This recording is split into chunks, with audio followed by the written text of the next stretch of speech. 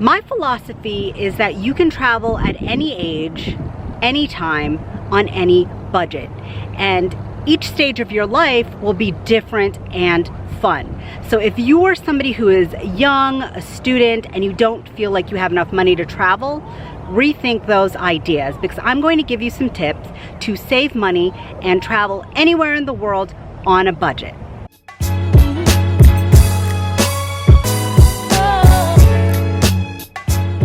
Hello, what is up, my curious creatures of the world? Today I am here in Twin Falls, Idaho, right next to Snake River Canyon. It's a beautiful canyon with some amazing waterfalls, and I got a bridge in front of me where I watched some bridge jumpers jump off with a parachute. And this is a beautiful city, very friendly people, very well organized, well planned, and it has some amazing sights and caves. But today, I would like to talk about budget travel and how you can travel anywhere in the world on a budget. These are going to be basic hacks. I understand that there's a lot of different types of travel. You can travel in Europe, South America, any country, right? And there you can travel by boat, you can do a cruise, all different types of travel. But today I want to talk about the basic ways to go about traveling on a budget. All right, guys, here we go. Budget basic tip number one is to travel with only a carry-on, all right? The smaller, the better. People who travel in Europe as backpackers or in Latin America as backpackers know this. The reason is, nowadays, you have to pay for a check-in luggage. And if you have a very heavy luggage, that's going to increase the cost. If you're over 50 pounds, that's going to increase the cost. However, if you have a really tiny luggage that fits right under the seat, those really budget airlines like Spirit and Frontier, that is allowed for free. So there are certain dimensions, I think it's like 14 by 11 by 8, that is free. And there are certain bags, I'll try to link it down below, that fit in a tremendous amount of clothing. So I would recommend having like a sling bag where you have your essentials, your money, your passport, and then a small either backpack or small roller that fits underneath your seat in the airplane. When you're on the road, you can always find a laundromat to wash your clothes, or you can bring some soap and hand wash it in your hotel or hostel or anywhere on the road. Sorry about the change of sun and lighting. This is nature, of course. Another reason that it is better to have a smaller bag is that it makes you more mobile. So if you're taking different types of transportation, like those check-in buses in South America, it'll make it easier with your things. Now, I've gone and traveled in South America with a lot of luggage, and I managed to do it, but it would have been easier if I just had a backpack and just, was more mobile. So have a backpack. If you really can't carry things, have a small roller carry-on, but this will save you a lot of time and a lot of money. Budget travel tip number two goes along with number one in having a small bag or small backpack, and it's carrying clothes that are microfiber, easy to wash and easy to dry. You can find some of these brands like Ex Officio in outdoor stores, but they're kind of expensive. So I would recommend just scouting your Goodwills or scouting Walmart for these kind of they wash easy and they dry easy, and they also make underwear in this type of material, so you can wash it and it basically dries in a couple of hours. Don't carry heavy jeans or heavy sweatpants unless you're going somewhere really cold, because it's going to be difficult to wash and to dry these materials.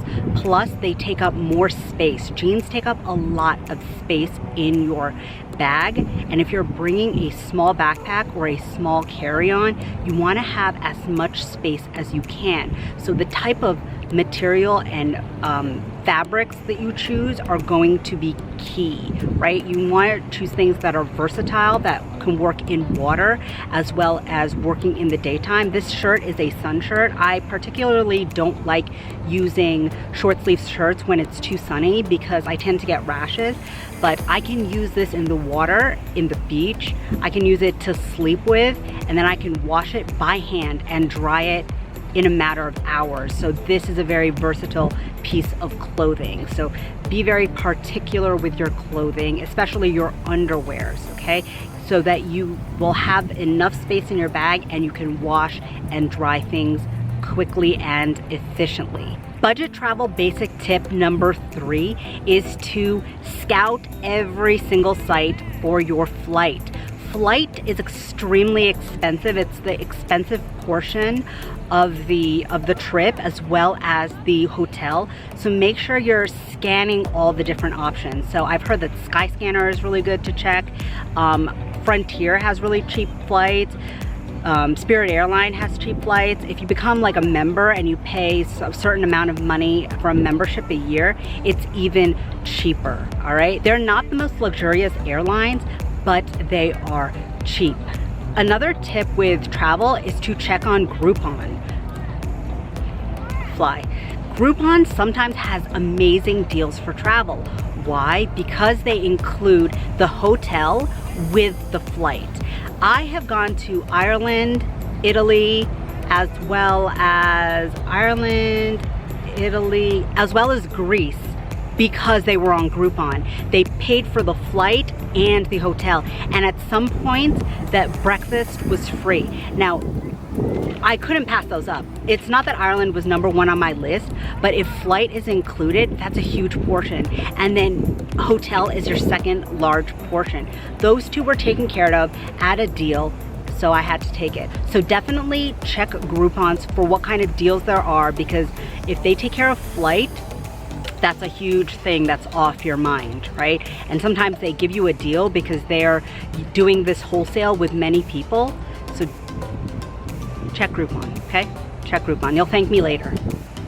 Budget tip number 4 is to check all the different types of options when it comes to housing. That means you need to compare Airbnb to hostels, to hotels, to what Groupon is offering with flight plus hotel accommodation, okay? Because you can find some really good hostels, but that's a lot of times for the younger crowd because you're gonna be sleeping 16 in one room, you don't have your own bathroom. Now that's really fun at a certain age, but if you're at an age where you're like, I need my own space, then it's probably best to go look at what the deals are in Airbnb. Now, sometimes Airbnbs are more than hotels, so check booking.com for how much the hotels are. You just need to do your research for all the different types of housing that you need to get that are cheapest, and also what are you willing to take, okay? So sometimes you can get a really cheap boutique hotel, but it might be far away from the center of the city.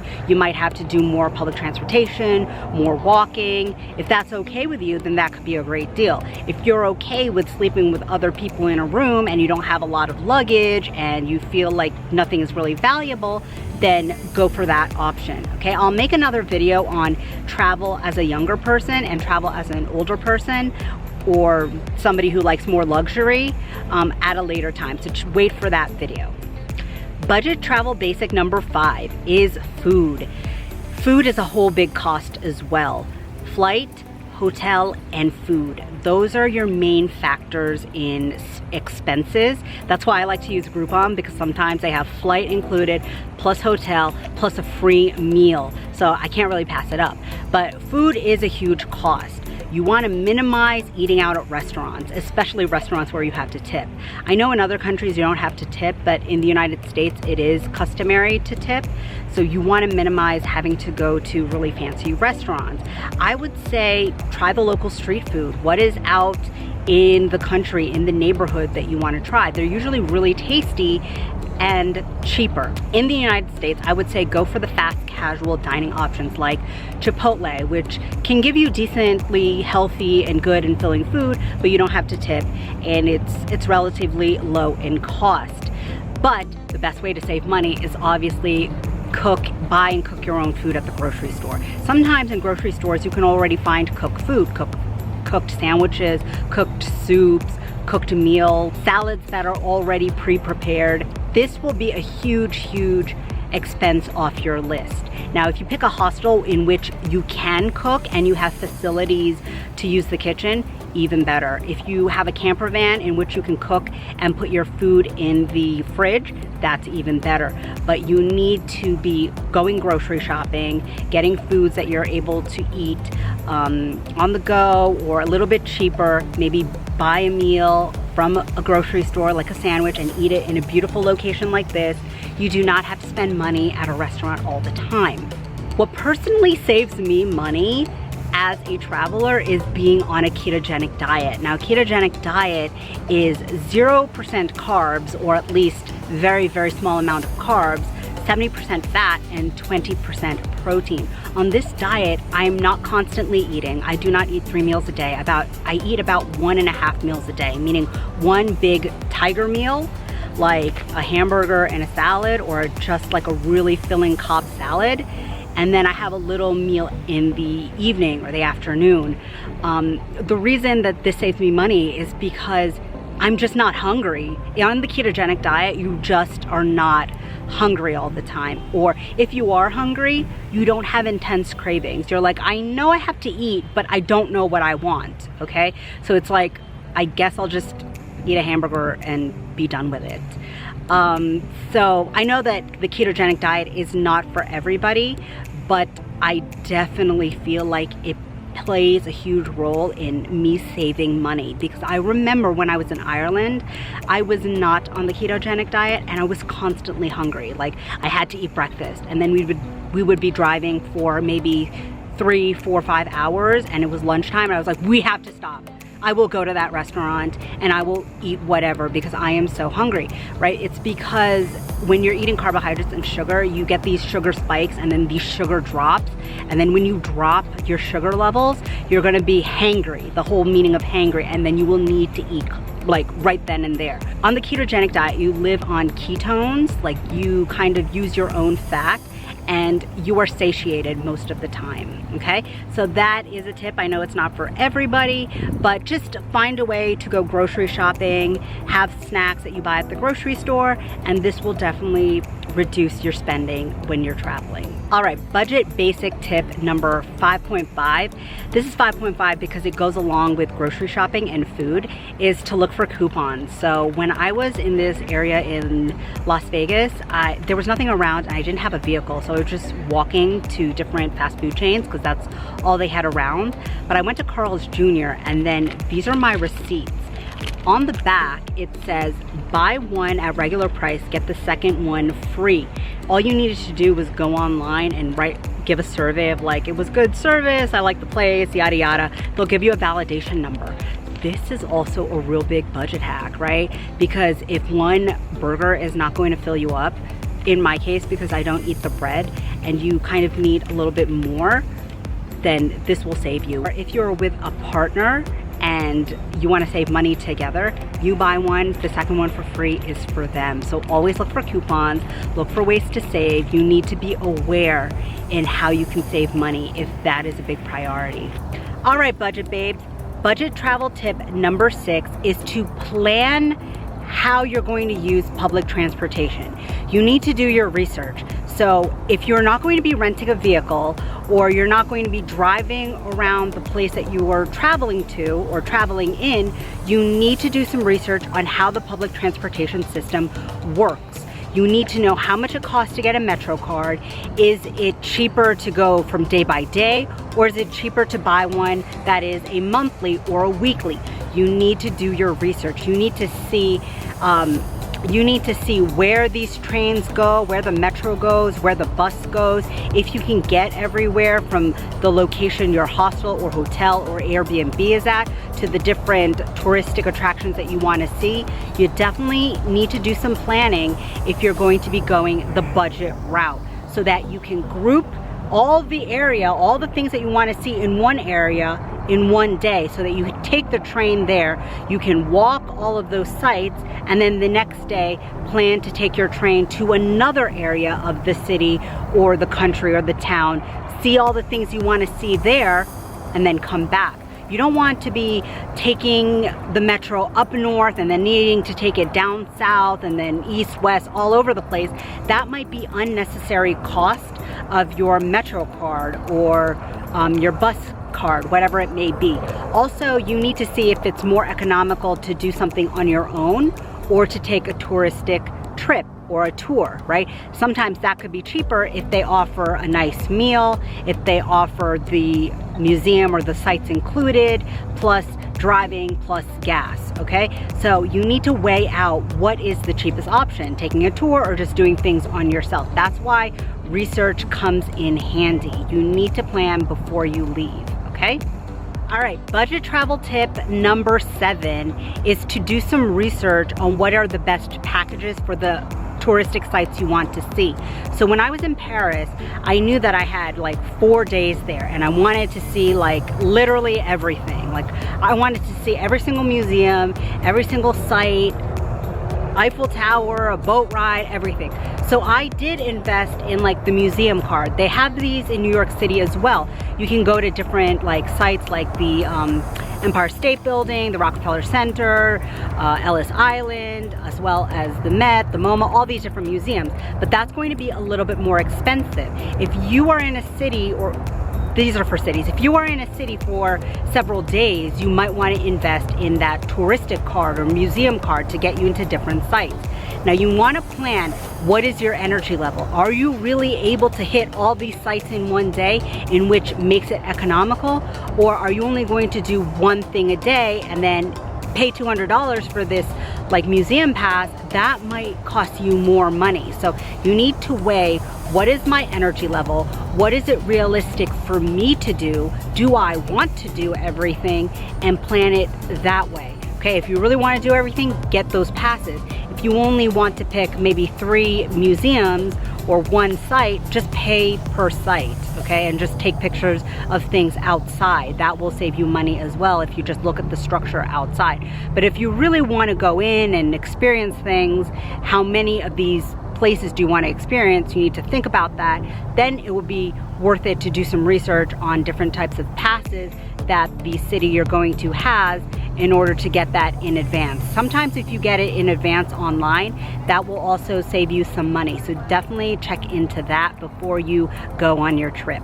Tip number 8 is to walk absolutely everywhere. So I know that I talked about public transportation and needing to do research of where you want to go.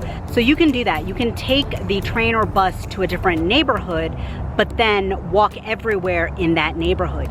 It's fun, it's good exercise, and it allows you to see the architecture, the people, and the whole vibe of the city and country and neighborhood. You'll probably be able to find some local areas as well to eat, some local street food, local restaurants, and it's more fun to experience the country or the city on the ground, walking with the people in rush hour. So I recommend walk. Definitely walk everywhere. Feel the vibes through walking. Save your money by walking. Also, like, wear your Fitbit, wear your Apple Watch, and see how many miles you've clocked in a day. It's really interesting to see. Budget travel tip number 9 has to do with souvenirs. Now, admittedly, I love to buy things. I love to buy souvenirs. I love to buy hats. I love to buy shirts. I love to buy magnets. But this is an added cost, right? Is it too sunny? This is an added cost if you're buying t-shirts for every single person you know, if you're buying trinkets, if you're buying tchotchkes everywhere. I love a tchotchke, so I pick 1 tchotchke per place. I'm not buying a tchotchke at every single stop that I'm going to. But a way to save money is don't buy any of the souvenirs at visitor centers. Those are usually more expensive. Don't buy any of your souvenirs or t-shirts at the museum store. That is definitely way more expensive. If you go outside of the city at like a local grocery store or a Walmart, if you're in the United States, they usually have paraphernalia of the city or town or country at a fraction of the cost, okay? So my tip is not to buy any type of souvenirs if you're really, really, really budget.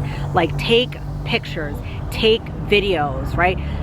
Take a photo, put it online, erase that photo so that you'll already have it online. Take a video, put it on social media, and then you'll have that video if you don't have a lot of space in your camera or your cell phone. But if you take photos, those are good memories. Those are perfectly fine. You don't need to have something from every single place. You certainly don't need a t-shirt from every single place.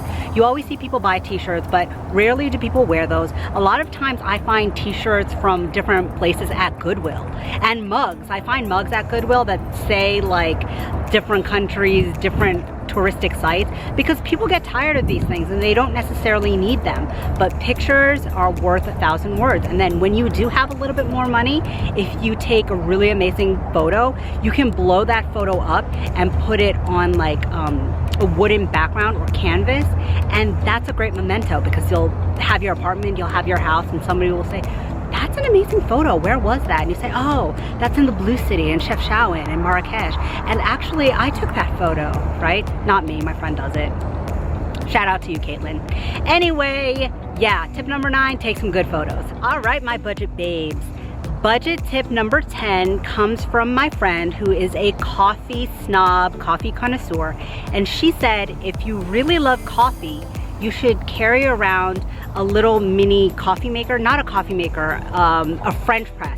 A little mini 20-ounce French press. You can take your own coffee with you and make it wherever you are. If you're in your hostel, you can make your own gourmet coffee. If you're in a camper van, you can make your own coffee, and then you won't have to buy it at the store, which is probably not as good as what you would make, or you don't have to buy it at Starbucks, which is kind of overpriced. So this tip is for my coffee lovers. This will save you a lot of money if you do drink coffee every single day. Bring a little French press and make it on your own. Now, if you're in a coffee country like Costa Rica or Colombia, I would say you need to try the coffee, okay? Don't skimp out on that experience. But if you're just in a regular old town, then you can go ahead and bring your French press to make your own coffee.